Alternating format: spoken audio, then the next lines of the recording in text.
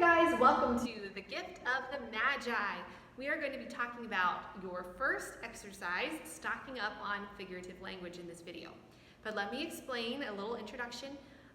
For the gift of the Magi, it's a story, if you have not read it already, it's a story about a married couple, a very poor married couple, and what they go through at Christmas time to try to show their love to one another, really. So before you actually continue watching this video, you need to read the story. So read the story in your packet, The Gift of the Magi. If you have not read it already, go back, read the story right now. Okay, you should only be watching this video now if you have read the story.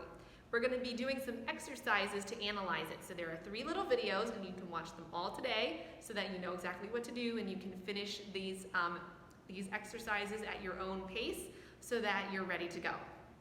All right, for the first one here, you're talking about stocking up on figurative language. So you need your worksheets that look like this. They don't have the red are the answers that I have. You don't, because you're going to be filling those in. All right, so we're working on figurative language. It says, directions: review the figurative language terms below, then determine which type of figurative language is used in each of the examples, and justify your answer. When it says justify your answer, it means tell me why that fits. We're going to do 2 together because there are a total of 12. So we'll do 2 together and you'll do the other 10 on your own.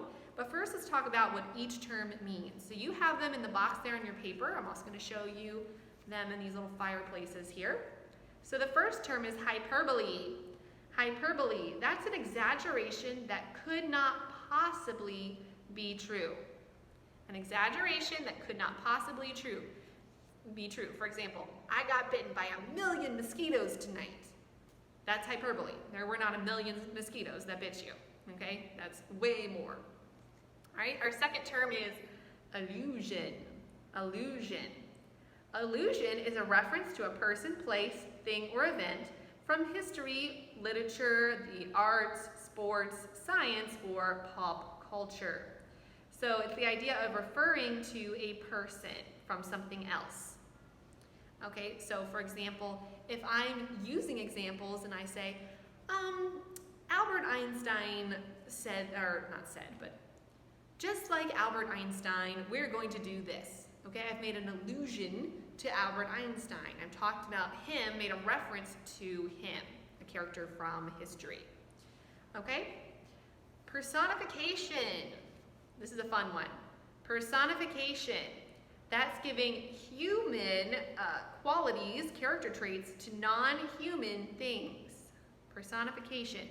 Giving human characteristics, human qualities to non-human things. So, for example, if I said, the chair walked over to the corner. Can a chair walk? No. Obviously, a person moved it to the corner. But I'm using personification. I'm acting as if the chair could move on its own, when really it can't.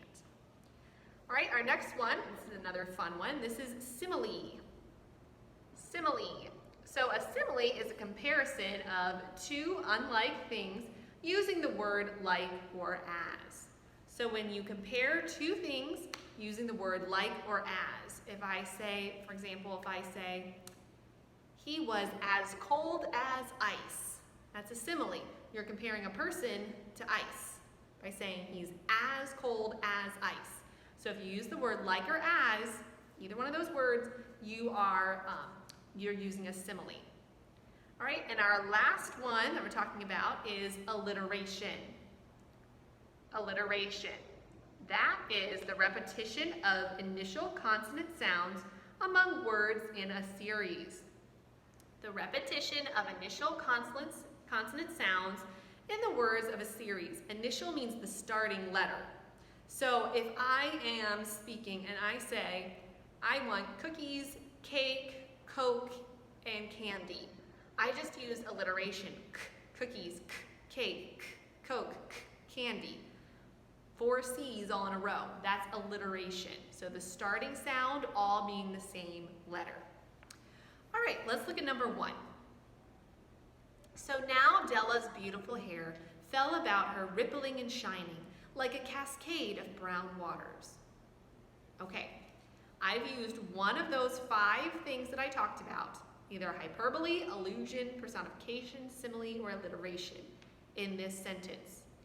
Which one? Let me read it again. So now Della's beautiful hair fell about her, rippling and shining like a cascade of brown waters.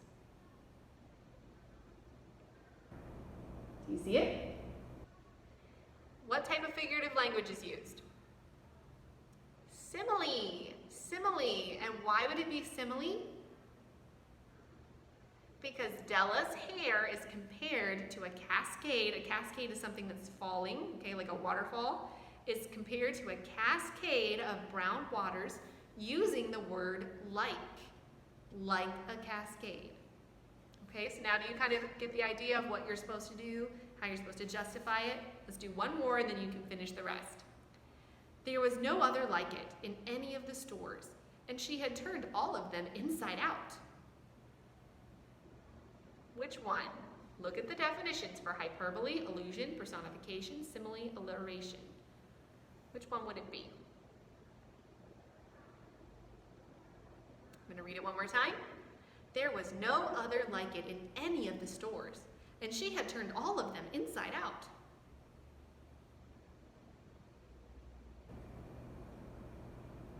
This is hyperbole. Hyperbole, did you get that? If you did, here's a pat on the back. Hyperbole. This is hyperbole because, why? Can you give me your reason?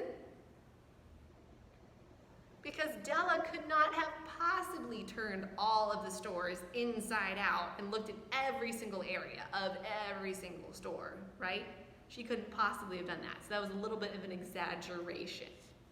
All right, so now you're going to finish doing the rest of them, the other 10, on your own. Have fun, enjoy yourselves, and I will see you in the next lesson.